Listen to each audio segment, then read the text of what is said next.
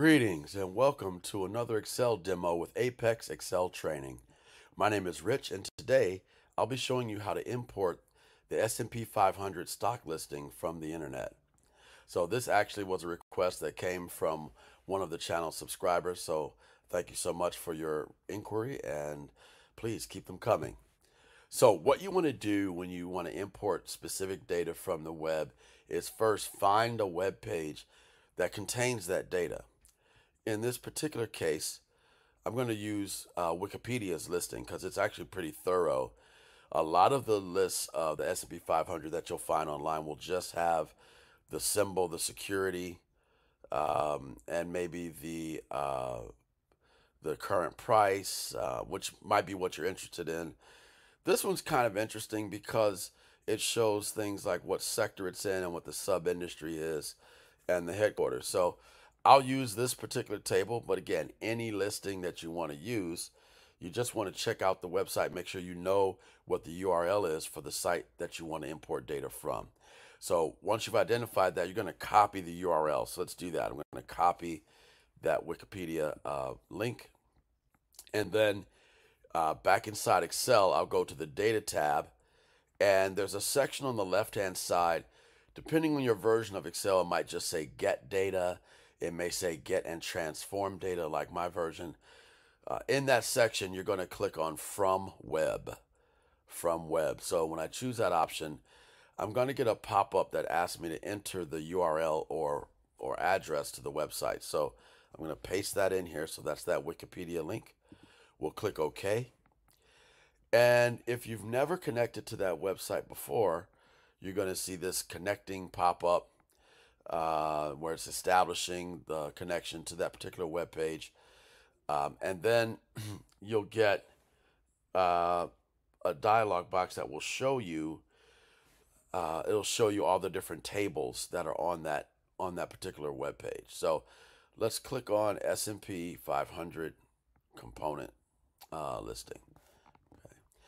In some versions of Excel, you might also get another pop-up before you get to this page asking if you want to connect anonymously if you've never connected to that page before. So if you get a pop-up asking about how do you want to connect, you definitely want to say anonymously. So just keep that in mind.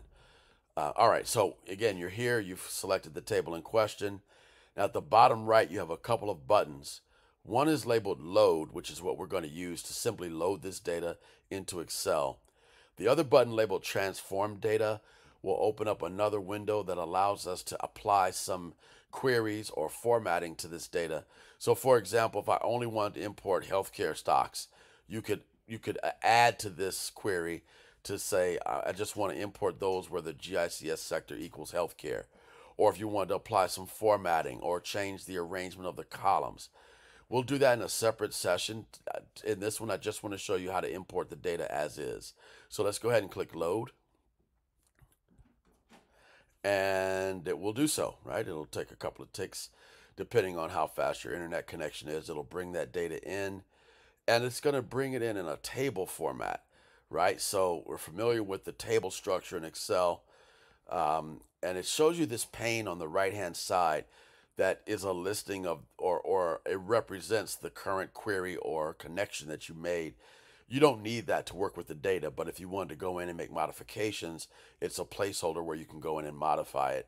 I'm going to close this pane for now. Like I said, that's for a different video where we'll talk about that. So right now I've got the data and I just want to take a look at it, sort it, whatever I want to do. If I want to use a different table layout or design, I can do so. If I want to turn off banded rows, I can do that. I'm assuming you guys all know about working with tables, but this is your actual data. And if we were to scroll down, we can see it did bring in all 503 stocks. Now the S&P 500 actually has 503 stocks in it.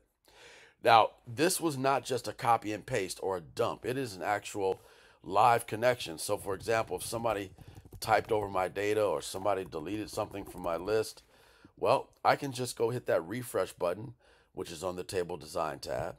So if I tap that, it's going to refresh that query. And there you go. All your data has come right back. You can also do that by right-clicking and choosing refresh. The refresh button is also found on the data tab of your ribbon, right? So it's found there as well. So it's on the data tab, it's on table design, and there you go. Now on this table design tab, where it says external table data, there's a little button labeled properties, right? Now there's a couple other ways to get here, but this is an easy way. So if you click on that properties icon where it has the name of the table that you've connected to, there's a little icon right next to it that says query properties. If you click that, you have some options that you can modify. Without getting into the weeds of how the query is structured, you might want to make some modifications in terms of automating the refresh, right? So instead of clicking the refresh button, we can choose refresh every, and then you can set the number of minutes. So let's say I want to refresh this data every 15 minutes.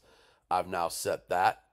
And then there's another checkbox where I can say I'd like to refresh the data when opening the file. So now every time I open my Excel file, I'll get a refreshed data set, and then every 15 minutes thereafter. A couple other options in here that you can explore. I'll go ahead and simply click OK and OK, and there's my data.